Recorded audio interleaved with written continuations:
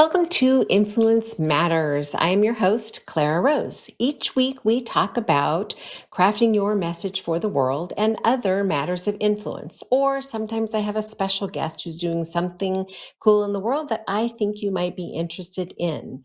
Either way, if you are building a business, ministry, cause, or brand, you are in the right place, my friend. Today, I'm actually going to cover a topic that I've covered previously. It's been a while since I've talked about it, but I keep getting the same question on all of my social media. Everywhere I go, people ask the same question. And so I wanted to revisit this. And they're saying, Clara, when should I start marketing my book? Now, these are people who are in the creation process or they're thinking about starting the creation process of their book. And they're just wondering, where does that fall into the scheme of things? So I just want to talk briefly about that today. And we're going to talk about that by using the three phases of book creation. Those are the three pieces that you're going to walk through one phase at a time as you actually create, correct, and get your book out to the world from start to finish. So I want to hop into that and say, first of all, it is never too soon to start marketing your book. Now, let me preface that with it's never too soon to start marketing your book once you've started the creative process. Don't start talking about your book before you actually are writing your book. Simply because some people will start the process and 10 years later, they're calling people like me to say, hey, I've been working on my book for about 10 years now, and I really need some help getting this done. Because they've just sat down perhaps with a tablet or, if they're old school pen and paper person, or they've sat down in front of a blank computer screen piece of paper and thought they were just going to write their book, which just is not the way that it works, my friend. So let's start with the very beginning, phase one of creating your book. So I like to call this phase the brainstorm and blueprint phase. And the reason that I call it that is this is the part where we start to pull together the ideas, the framework, if you will, about your book. We haven't actually started writing at this point. This is the perfect place to hire somebody to work with you on your project. Now, if you've already started the writing process, it's a good idea to just take what you have started writing, pause it for a minute, and go back and do this part of the book, this part of the process, phase one. First of all, analyzing. What do I mean by analyzing? Take a look at what your book is going to be about. And so you're making sure that you're writing the correct book. Here's a good example. If you're a chiropractor, for instance, and you're going to write a book about chiropractic care for your clients. Just as an example, I'm not a chiropractor, so I don't even know what they would write about. But I'm just saying, if you had something you wanted each of your clients to walk out with that was going to make a difference and you wanted to put it in book form. All right, what does that look like for the person that's going to take the book home? Maybe do some research and see what else out there would fit that need or fill that space, right? Are there other people doing books like that? Or would yours be unique in some way? If no one else is doing it, maybe there's a reason no one else is doing it. I'm not saying don't do it. I'm just saying be mindful that you create the right book from the get-go. That's just common sense, good advice when you're looking at starting any new project, but specifically a book project really makes a big difference in the long run. And then we're going to move on to the brainstorm piece. Now, brainstorming is where we're going to get all of those pieces of ideas out of your head and onto paper. Now, when I work with my clients on this, we use either a large whiteboard or we use a piece of poster paper and slap it up on the wall, grab some sticky notes, and we do the creative process in that way. Right? We're pulling all of the information out of the author's brain, getting it where we can actually see it. So maybe, throw your ideas on sticky notes and start throwing them up on the board or use the whiteboard and some colored markers to get your ideas captured in that way. I've even seen people do some really cool creative graphics. If you're the artsy type, you know, draw pictures of what you'd like to see for each section of your book. Your main ideas, your subtopics, any character development, any of those pieces, stories, anecdotes, all of that. Get it out of your head and get it somewhere where you can see it visually. That's the brainstorm piece of phase one, getting it out of your head.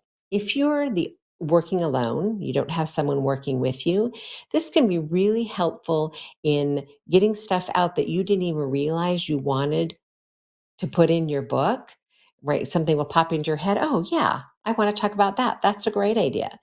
If you are working with someone, it is imperative for them to see your vision. So they really need to see those pieces. So we brainstorm like crazy for sometimes hours to get all of that out of our heads. And then we move on to that last piece in phase one, which is blueprint. Blueprint is just exactly what it sounds like. It's the map that you're going to follow, the steps that you're going to follow in the creation of your book. Now, this ultimately becomes the outline, and it can be in the beginning really detailed. What is chapter one going to be about? What is the main topic? What is the supporting topic that goes with it? What is the story that you're going to tell to bring it alive? What are the anecdotes that you're going to include? Are you doing a faith-based or spiritual book? Are you going to include references from the Bible? So capturing your scriptures that you're going to use. Are you going to quote people, famous people, put quotes in the book? Maybe you're going to do self quotes. This is where you spell all of that out in the outline. Now, you might say, gosh, that seems like an awful lot of work before I even start writing, but it's the foundation of getting a good, solid book written where you don't meander around, repeat yourself, or lose your reader because you're not making any sense, right? This is foundational. Now, back to our original question, when should you start your marketing for this book? Not yet. Right? At this point, we're still pulling ideas out and creating an outline. Phase one is not the time to start marketing your book. It's the time to just get all of your ideas pulled together. Now, once you have a completed outline, you are done with phase one. You should be able to move into phase two, which is the create and correct. This is where you actually get to do the writing, my friend. This is where you're going to get your hiney in the seat and start doing the writing of pulling together the thoughts that you have already pre planned into an actual written form. You got to write, you got to put words to paper. This is the part that people want to jump into really quickly, but if you've planned well, this then becomes the easy part. You pull out your outline, your blueprint, if you will, and you follow it, right? What was it that you said was going to go in chapter one? What's the main topic of chapter one? What is the story you said would go in chapter one? You know, what quotes did you say would go in chapter one? Were there anecdotes? Were there scripture verses? What did you already predetermine is going into chapter one? That's all you have to write about, just that piece, right? As you create those pieces, then we can move into the next piece, which is the editing. Now, everyone needs an editor. I use an editor. I edit and write for a living, and I use an editor because the truth is, in time, you start to read what you think you wrote. And that's just the way that it is. Have you ever sent an email? You thought it through, you typed it up, and you sent it off. And then when they responded, you realized, I didn't make a lick of sense at all. Or you reread it after it's gone. You're like, oh man, I wish I could take that back because that didn't make any sense, right? You read what you think you wrote, not necessarily what you actually wrote. And the job of a good editor is to catch those things and bring clarity to you. Say, I don't know what you were saying here, but it doesn't make any sense. There are lots of great tools, of course, out there for some self editing, which is a good place to start if you're not hiring someone to walk you through this process. I always recommend having someone help you through the process, but if you don't, when your manuscript is completely done, you absolutely are going to have an editor if you want a polished product that either an agent is going to pick up, a publishing house is going to pick up, or that isn't going to embarrass you when you self publish it out to the world. It's inevitable that you'll find something after the fact, after it's out to the world, that should have been different, especially if you don't have someone helping with this important piece. And that's the editing piece. And I'm here to tell you it makes a huge difference. The final piece of phase two is formatting. The reason that formatting is its very own spot on the list here is formatting really makes such a big difference.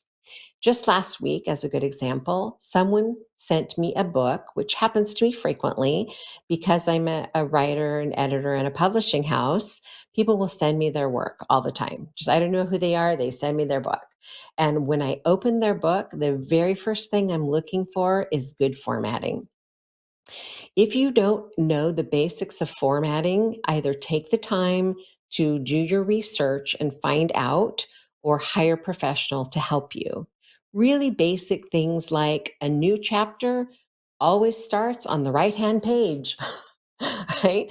When you can't even follow the most basic of formatting, people are going to notice. People are going to see it, and what it does is it says, this is a self-published book, or this is not professional, or this feels weird. I don't know why this feels weird to me, but it absolutely feels strange.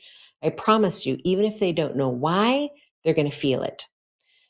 Same is true if the margins are off, or the where you've done the page numbering is in a weird spot, or just any formatting issue will leave you looking less than professional. Nobody wants that, especially if you're writing this book as part of your business or your ministry or your cause or your brand. And we want to look professional, put our best foot forward always. Okay, this part right here, phase two, this is when you can start talking about your book. Now, I wouldn't start talking about it like in chapter one when you're still creating chapter one, but by chapter two or three, you not only have something to talk about because you're on your way to getting your book published, it's underway. You're writing it, it's in production, if you will. But you also have good content to use to pull from as quotes or excerpts from your coming book. This is marketing gold, my friend. So once you're done with a couple of chapters, go back and look at your chapter 1, chapter 2 and look for, did I say anything unique that might capture someone's attention and make them think, oh, I need to read this book when it comes out. It's a great way to get interest and start some buzz around your book. So you can pull together a social media post that says, coming soon, or, coming this fall, watch for my new book this fall, or an actual quote from the book. And then underneath, say, excerpt from, and whatever you've titled your book, coming fall of 2025, or, whatever you'd like to say, whenever you think it's coming out. This is just a great way to start building some buzz. Now, we haven't quite yet come up with a cover at this point, usually. As we get closer to the end of the creation process, we will start talking about having a cover, right? Cover is a really important thing to any published book. So you'll start thinking about the pieces that go into your cover during the final phases of editing and, of course, during formatting. Now, I highly recommend that you have some help with your cover.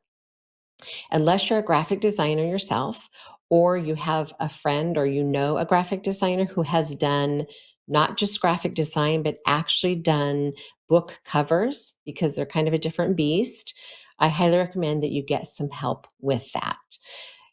I like to say this because it's true, but your book cover, the picture on your book cover, is a visual representation of what they're going to find inside. It's a promise, if you will, so that at a glance they can look at it and say, oh, that's a book about food, right? Or nutrition or fitness, right? The image should say, this is what this is about, or make them so curious that they pick up the book.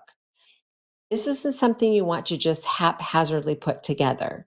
Now, there are a few exceptions. If you are, a real estate agent, or you're somebody who it makes sense for your face to be on the cover, if you are the brand versus your business being the brand, sometimes putting your face on the cover makes good sense. But that doesn't mean that just your face on the cover is enough. You still need to capture their interest, create some intrigue, get people thinking, oh, what's this about? Right? And give them a little bit more than just a picture of your mug on the front. So I'm not going to go on and on about that, but that piece I think is super important. So consider hiring a professional to help you with that piece. Once you have a cover, now you can really do some heavy marketing. Get your front cover made into a 3D image. If you don't know how to do that, I have some great resources you can find over at craftingyourmessage.com, which will help you learn how to do that for yourself, or any good graphic designer will be able to get you a 3D image of the cover of your book. Now, this is gold for marketing because you can actually slap what it's going to look like onto your social media and say, coming soon, with a big O date, or watch for my book launch in September, whatever it is that you think is when it's going to come out. Give yourself plenty of time because it takes longer than you think. All of these marketing pieces can take a good 6 months to pull off an effective launch of your book. So don't wait until the book is already in print and done, or right before you go in print, because all of that marketing time has been wasted. It takes time to build a buzz, and you are late to the game if you wait until you're actually in the third phase. So, what is the third phase of book creation? Well, this is your publish and promote phase. Publish, of course, you have already probably decided by this point how you're going to publish, but it's important to understand what your options are for publishing. So, either do your research, or if you're working with somebody, they can help you with that. Of course, if you're a part of the Savvy Author Mentorship Program we offer, we do all that education right inside the mentorship program. But do your research if you're doing it on your own, and figure out what your options are. There's traditional publishing, which comes with its own pros and cons, of course. There's hybrid publishing, which Rosedale Publishing is a hybrid publisher, so companies like mine. And then there's self-publishing. Be sure you educate yourself about your options and make the best choice for you. Be sure to protect your rights as an author, and don't let someone else give you an ISBN. You want to have complete ownership of your right to publish anywhere you'd like. The exception to that is traditional publishing, which unfortunately they're not going to give you those rights. They're going to keep those rights because they're going to sell your book for all time, right? As long as they're in business, and make money off you. And that's just the way that works. But if you're hybrid publishing or self publishing, own your own ISBN. Okay, so pick your publishing. That's the first part of the publish and promote. And then, of course, promoting, getting the word out. Now, by this time, your book is coming out any day, but you've been marketing for a good 6 months, sometimes longer. I would say 9 months is the outside window. I wouldn't try to do your marketing for longer than 9 months, because people are going to start to get bored with it, right? It's kind of old hat. It's hard to maintain buzz for that long. In the beginning, it's like, oh, he's writing a book. She's writing a book. Did you see that? Right? Oh, so and so's writing a book. Oh, look, here's an excerpt from the book. Oh, look at the cover for that book. Really hard to sustain that long term. Shoot for 6 to 9 months, 6 month being the most common, at least with the authors that I work with. Now, if you have an agent who's going to help you get a traditional publishing contract, depending on whether you are a fiction or a nonfiction author, you may very well have to have a completed manuscript before they will even contract with you. Since I don't work with traditional publishing mostly, I'm going to say spend the time right up front to get your marketing done. or let the publishing house do those things for you when the time comes. The process when you're using traditional publishing is much, much longer because they wait until there's a product in hand before they actually start doing their marketing. And marketing takes time. So, finally, selling your book is the last phase of the last piece of creating your book for the world. Ongoing sales is the plan and the goal. If you are with a traditional publishing house, they're going to do some marketing for you and they will probably use a publicist to get you out there a little bit. The flip side, of course, to that is they get the biggest piece of the pie. If you are hybrid publishing or you're self publishing, nobody is doing any of that for you. It's 100% on you to ensure ongoing sales. There's several ways to do that. Um, Good press releases, getting on podcasts, anywhere that anyone will let you come and talk about your book. That's all part of a plan for ongoing sales. That's really important. Just because you write it, it's amazing and you publish it doesn't mean it's going to sell. You actually have to put in the effort, put in the work, to make that happen on an ongoing basis. You need sales pages and landing pages and speaking engagements and your book signing. Lots of stuff goes into it. So either do your research and create a plan for yourself for marketing or hire a professional who will make sure that that process happens, that they can hold your hand, at least make sure you have all the right information moving forward to get your book out to the world. So there you have it. Now, that's kind of the long way around to tell you that start before you think you're ready to start your marketing. But I wanted you to have a really clear picture of what was involved in the process. I don't want you to start talking about your book too soon, right? If you haven't actually started doing any of the writing yet, it's too soon to start talking about your book. But very early on in the process of writing your book, you can start talking about it, getting it out on social media. Let people know that you're writing a book. This also makes you more accountable. And if you've told the world, I have a book that I'm writing and it's coming out next year, that kind of holds your feet to the fire just a little bit to actually get the work done. I promise you, if you want 100% to be assured that your book is going to get written, hiring a professional to help you through the process is the best answer. You can save yourself lots of time, agony, pain, and even money in the long run by hiring a professional who knows what they're doing. Okay. So I hope that answered your question. Thank you so much for sending that question in to me. Every week, I want to answer a quick question at least. So if you have a question, please hop on over to Because Influence Matters on Instagram, or you can find me on Facebook, Because Influence Matters, or you can drop me an email over at hello@clararose.com or support@craftingyourmessage.com and leave us a question. We'll be sure to answer it either on social media or we'll answer it online. Either way, get started marketing that book or reach out and get started by hiring someone to help you get your book written.